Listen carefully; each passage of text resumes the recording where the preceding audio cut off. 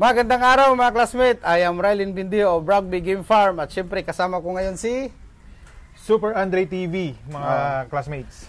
Subscribe kayo doon sa YouTube channel ng ating kabro. Bro, magandang araw pala bro, no? Welcome bro, welcome sa farm. Ngayon bro ay palapit yung ating palaro o event ng AGBI, ng Alliance Game Fowl of Breeder International. So, anong mga paghahanda na hinahanda mo ngayon dito sa yung farm? Siyempre, unang-una, alam naman ng karamihan no, na ang signature line natin ay whites. Pero unfortunately, ang whites natin ay sold out. No? So, since meron naman akong mga itinabing supposed to be dapat ay gagamitin kong broodstag na selected, tatry ko pa din na makapag-full show ng all whites. Kung hindi man kaya, baka gumamit na rin ng ibang lines yung mga blacks natin. Okay. Bali, ilang heads yung ano mo dyan bro? Yung mga early birds mo? Yung early birds kasi na napalabas natin ay 87 heads. So, out of 87 heads, nakapag-select tayo ng 12 heads na ginawa nating broodstag. Nakapagtabi rin ako doon ng personal, siguro mga personal. At yun nga, yung para sa AGBI, no, sa 5 stag na gaganapin nating palaro sa August 24 yan, mga classmates, no? Sabado yung bro, Sabado. Saturday, oo. Ayan, samahan nyo kami dyan, mga classmates. Doon tayo sa Aringay, La Union.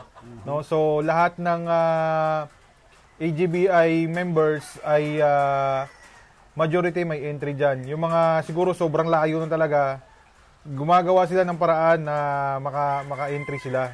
No, kasi may mga members tayo from US na wala naman dito, pero yung mga farms nila nasa Quezon Province, nasa malayo. Yung ibang brother natin is halos kumukuha din sa mga EGBI natin. Kapwa EGBI. Ito, masaya to mga classmates kasi ang sistema namin dito ay red flag kami. Kami ni Bro Rugby, kahit na mag-best friend kami, posible pa rin kaming magbanggaan. Depende sa matching yon. Pero yun naman ay katuwaan na lang din yun para sa amin. So, hindi naman, lahat kami, hindi naman namin pinapangarap talaga ang, kumbaga, mag-champion talaga. No? Ang sa atin, pakikisama lang to, kumbaga, para katuwaan sa isang grupo. Mas maganda kung mag-champion, guest entry. No? Yes. Pero, syempre, possible pa rin naman siguro na isa sa mga AGBI mag-champion. Malay natin, ibigay sa atin, di ba? Hindi naman natin alam yan na kung anong mangyari. Pero, ang pinaka-priority namin dyan is yung guest entry. Oo, yung guest entry kasi talaga. Kasi nagbibigay talaga yung EGBI, ang pinakalayunin namin ay ma-showcase yung mga panlaro ng mga guest entry. At the same time, din sa amin mga classmate, no? Hindi lang naman sa guest yan. Although, kami yung gumagawa niyan, pero ang pinaka-priority namin dyan is yung mga guest entry. Para naman magkaroon din sila ng... Kasi yung ibang guest nga nagiging member.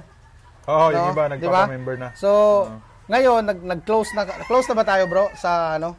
I think sa membership parang close na eh. Oo. Pero may chance pa rin kayong sumali.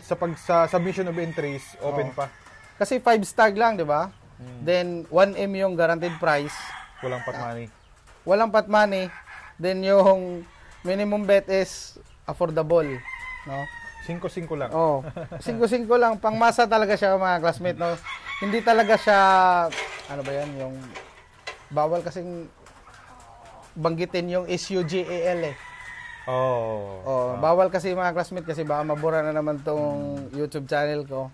So, konting ingat. Gawa na naman kami ng bago. So, yun mga classmate, inayayahan namin kayong sumali, no? Kasi kasama natin dyan si, idol ng bayan, si SP. Shout out SP, yung sombrero niya, Sabong Pinas. Yung akin kasi, puti yun eh. May ganito rin akong sombrero, galing kay Bro Ruel Amano. Naiwan ko lang doon sa kabilang farm, kaya iba ang suot ko ngayon na sombrero. Yung visit ko ni Sabong Pinas, bro, sabi niya, paghahandaan ko yan. Tingin ko ang gagamitin niya, El Gamma Gray. Parang. Kasi yun ang signature line niya. Ako, mga classmates, no, since puti nga yung ating signature line dito at yun ang pinopromote natin, susubukan natin. Pero first choice talaga natin yun, mag-full show ng all whites. Pero kapag ka naglugon, kasi alam naman natin na early naglulugon yung mga puti at yung ating palaro ay gaganapin sa August 24. So most likely nasa 10 months na yung mga stags natin noon. So yun ang worries ko, baka early sila magdugon. Pero second option ko is Reds na. Inaabangan ko rin dito bro yung mga mga taga Pampanga boys natin. Alam ko malakas talaga yung sila Idol Eddie Sapanta. Ayan si Idol Bro Eddie Sapanta. Baka one of these days pasyalan ko siya. Ako na lang mag-interview sa kanya doon. Tsaka yung siyempre yung presidente natin bro. Siyempre walang iba kundi kilalang kilala yan sa kanyang linyadang Super Kelso. Mga guest natin na bago lang nagsabi sa akin na paghahandaan namin yung Maghahanda talaga sila kasi so ibig sabihin hindi lang tayo yung tsaka yung yung dangal mo. Yes, pag nakuha mo yan. Prestige kasi itong labanan Oo, na ito. kasi kahit ako bro, pressure ako pero hindi ako pressure na kinakabahan. Pressure ako na excited. Yung expectations kasi. Excited ko kasi malay mo matapat ko si presidente natin. Ang yabang mo. Pares lang naman yan may sila di ba? Hindi natin alam na mag-perform din yung sa akin.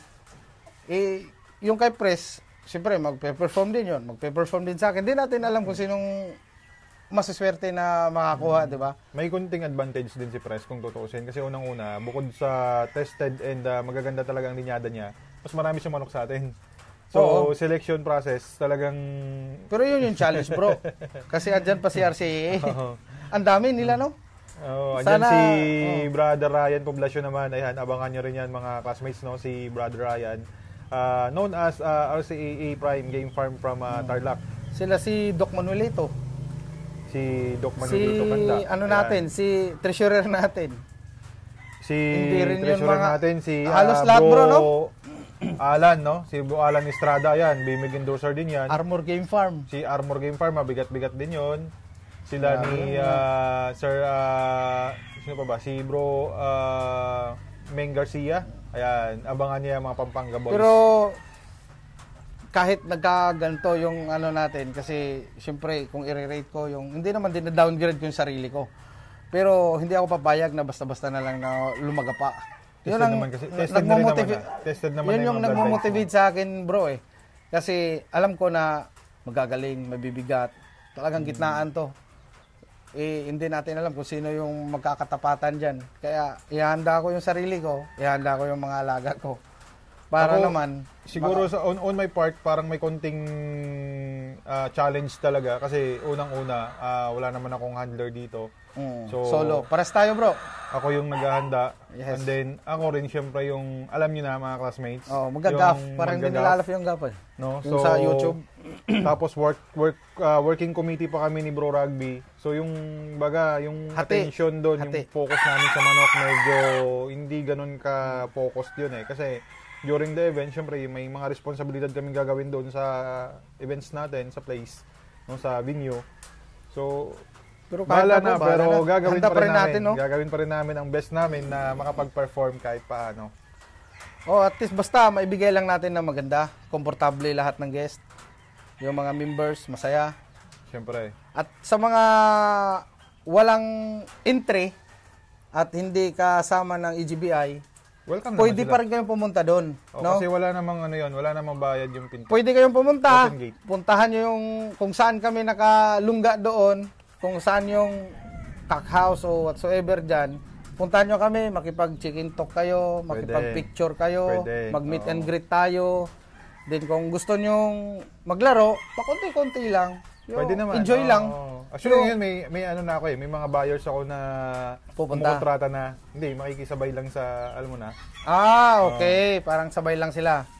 Pero yun, kasi tayo wala naman talaga tayong doon eh. Minimum lang tayo, minimum. Ako. Kasi ako laro lang talaga yan. Kasi ang dyan is pag nakuha mo rin yan, hindi basta-basta bro. Talagang lulusot ka rin sa sa butas ng karayom ba. Ako yung mga whites kong natitira, medyo bata-bata sila. So, meron akong inahandang puti 6. Pero ang total na counts ng heads ko dito is 10 pa. No, kaya lang yung 4 doon, selected ko as broodstag na talaga na hindi na pwedeng palitan. Then meron akong 6 na inahanda sana hindi maglugon yung 6 para at least meron pa rin akong mapagpilian na maayos. So far medyo maayos naman sila. Pero tira-tira yon, mga latak yun kung tutuusin. Kasi priority natin buyer eh. Wala naman tayong magagawa pagka nag-farm visit yung buyer tapos tinuro yan, kursanada ko yan, kita ganyan-ganyan. Tama yun. Wala, bigay mo na. Kahit sa akin, bro. Ngayon, kung ano Nakita yung mo naman doon. Kita mo yung mga bata nga yan. naka-according sa akin, ito bro, pwede ito. Hindi yan. Ang sabi ko sa'yo, hindi yan kasi kaya ano yan. Diba? Cut din yung sweater na nakita ko doon maganda. Kaya hindi natin makakuan eh. Hindi natin mahindian talaga yung lalo na good buyers. Kasi yun talaga yung bumubuhay din sa farm. Totoo yan, totoo. Eh kung mawala yun, sayang din, di ba? Kaya tayo, sell the best. Fight the rest. Fight the rest na lang talaga. Ganun talaga. Yun yung literal, no? Kasi konti lang lugar. Kaya ang natitira sa akin yung medyo mababa na istasyon, mahina katawan. So ako na lang ang mag-a-adjust. So medyo matagal pa naman. Mayroon pa naman tayong 2 months na preparation. Kaya yan. Pero by next week baka mag-start na mag-precon. May naka-precon ako ngayon for WPC na yun. Nakikita ko yung mga sinisend pre sa group chat natin eh. Mas lalo kong ginaganahan ba? Hindi, nakita namin yan personally ni Secretary. Grabe. Kasi, ni Secretary Supervisor Game Farm nung pumunta kami doon last 3 weeks ago yata. Maayos ang mga nakahanda doon. Grabe talaga. Tsaka ang matured, no? Matured. Iba yung iba yung upbringing ni Pres eh. Iba yung pagpapalaki niya ng manok niya sa range. Ganun ka-importante sa ranging, bro, no? Ayan, number 1 talaga kasi yung foundation ng manok natin is ranging. Kasi doon sila mas ranging talaga. Doon sila nag-explore. Doon sila pagdating yan sa cord, madali na lang mag-troubleshoot ng problema nila sa cord eh. Ang pinaka tinututukan talaga ng breeder is yung nasa ranging talaga. Yung crucial dyan, yung 1 month to 4 months. Yes, correct. Pag lumagpas yan dyan, sa akin nga is, lumagpas siya ng 3 months, okay na ako. Wala na akong kaba dyan. Kasi kung may matamaan ka ng sipon, mas madali na lang sa kanila. Compare doon sa 1 month old, 2 months old. May nakatawan nun eh. May na rin yung system nun, may na-resistensya. So, madali talaga sila mag-collapse. So, yun mga classmate, no? Ini-invite ko kayo na sumali sa aming event ng EGBI ngayong darating na August 24, 2024. Sabado po sa Aringay Coliseum, no? Sibuma Cockpit Arena. Tapos yung mga hindi naman mag-entry, pwede kayong pumunta, no? Manood, maki-enjoy. Enjoy lang, no? Then meet and greet, pictures, whatsoever. Pwede nyo kaming puntahan sa aming mga lungga doon mga classmates, walang problema yan. Pero para sa gustong sumali, open pa? Open pa, yes. Open pa kami mga classmates, ha? As of now kasi nasa 150 fights pa lang. Message lang kayo kay Bro Super Andre Game Farm or sa akin, no? Or kay press natin. Kay Carl Ledesma, pwede rin kayo mag-inquire doon mga lods or mga classmates rather. So yun lang mga classmates, more wins, God bless and mabuhay lahat ng Sabongero. All right.